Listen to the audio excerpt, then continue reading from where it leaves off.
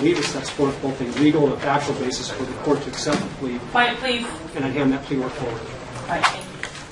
The court will accept the second amended information.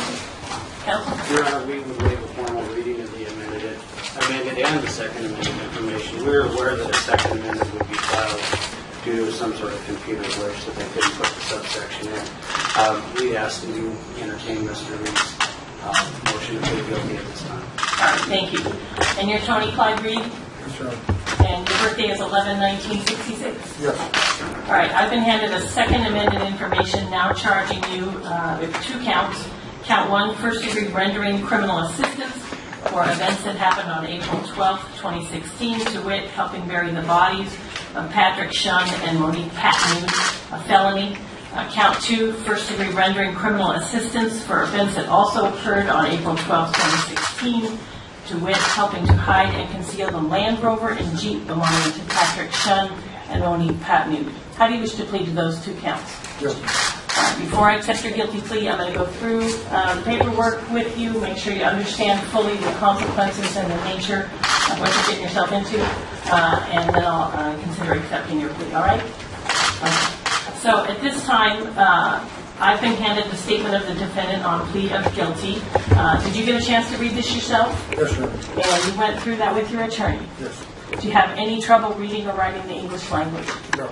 Okay. And when you went through it, did you have an opportunity to ask your attorney all the questions that you might have about it? Yes, Your Honor. And do you feel like you had enough time to go through that and ask those questions? Okay. Now, when you were going through the paperwork, did you pay particular attention to paragraph 5 here on the second page? And this paragraph lists all of your important constitutional rights. Yes, Your Honor. And you understand you're giving up each and every one of those rights by pleading today. Okay. Has anyone threatened you or promised you anything to encourage you to enter into the plea today? No, Your Honor. All right. Well, let's talk about the potential consequences of your plea. The standard sentencing range on count 1, your offender score is a 1. You're looking at 12 plus to 14 months in custody. There's no enhancements or community custody. This is a Class B felony, and the maximum penalty is 10 years in prison and or a $20,000 fine. Are you aware of that? Yes, Your Honor. Okay. And then count 2, same thing. Offender score 1, 12 plus to 14 months is the standard range for confinement. There's no enhancements or community custody, and again, it's a Class B felony. You're aware of that? Yes, Your Honor. Okay.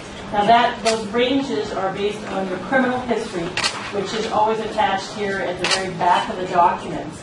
Did you get a chance to take a look at Appendix A? Yes, Your Honor. And did you see anything there that you disagreed with? No, Your Honor. Okay. And then as you were going through the paperwork and they arrived at an offender score for you, did you get a chance to look at the offender score worksheet? Yes, Your Honor. And did you see anything here that you disagreed with? Okay. Now, there can be some other consequences from a guilty plea I want to just make sure you're fully aware of. You realize that you, at sentencing, can be asked to pay a fine, court costs, attorney fees, things like that. Yes, Your Honor. And you realize you're going to have to give a DNA sample if you haven't done that already. Yes, Your Honor. Okay. Now, you understand that you can be asked to pay restitution to the victims in the case. Yes, Your Honor. Okay. And you also understand that at sentencing, the judge does not have to follow the recommendation of either attorney in the case. Yes, Your Honor. Okay. You also realize that if you're currently now on probation, parole, or supervision from an earlier conviction, by pleading in this case, you could trigger a violation in an earlier conviction. Yes, Your Honor. And you also recognize you're giving up your right to vote until that right's restored to you. Yes, Your Honor. And you also recognize you're giving up your right to own and possess firearms and ammunition until those rights are restored to you. Yes, Your Honor. And you realize if you're not a U.S. citizen, and we say this to everyone because we don't really know at the court who is or isn't a citizen at this stage, if you're not, by pleading guilty to a felony, you can be deported from the United States, prevented from returning and being allowed back into this country, and being prevented from becoming a U.S. citizen. Yes, Your Honor. And you also recognize when you're in custody that you won't get to collect any public assistance payments. Yes, Your Honor. Okay. Now, I'm going to look at paragraph 11, and I'm going to read it to you, and I'm going to ask you about it, okay?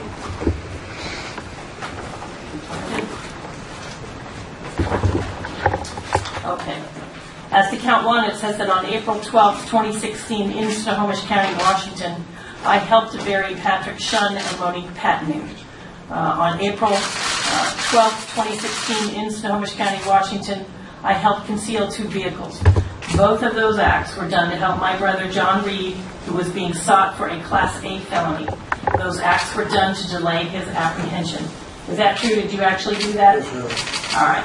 So keeping in mind then the constitutional rights we talked about at the beginning that you're giving up, as well as these consequences we just went over, what is your plea to count 1, first-degree rendering criminal assistance? Guilty. And what is your plea to count 2, first-degree rendering criminal assistance? Guilty.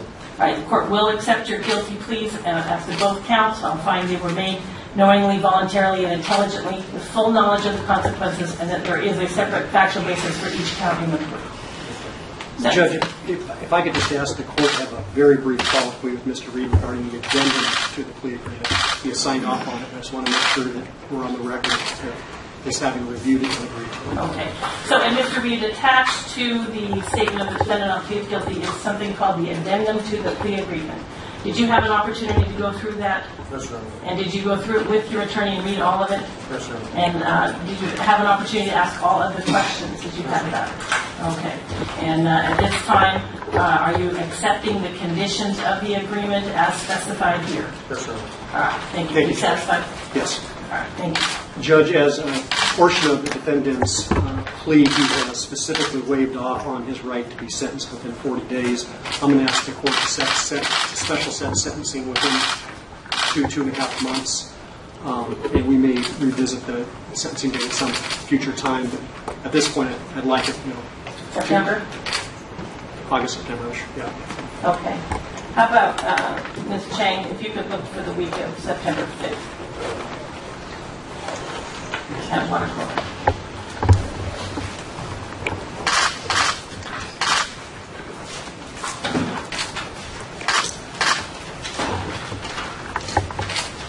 Your Honor, is it possible to go the last week in August rather than It is. that first weekend? It's rodeo weekend in Ellensburg. It's a big deal over there. I do understand. I have been. All right. So Judge Fair is available on Monday, August 29th. That would be perfect for All me. right. That'll be in Department 10, Department 12, upstairs on the 5th floor. 1 o'clock, Judge Fair. And that's August 29th. Yes. Yes. All right. Thank you. We'll see Thank you you, back Your then.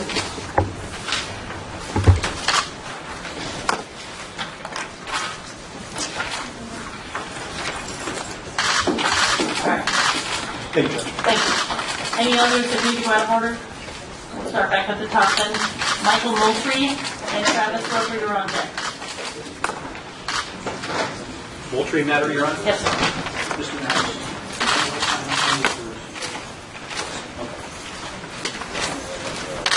Mr. Moultrie's here on 2 cause members.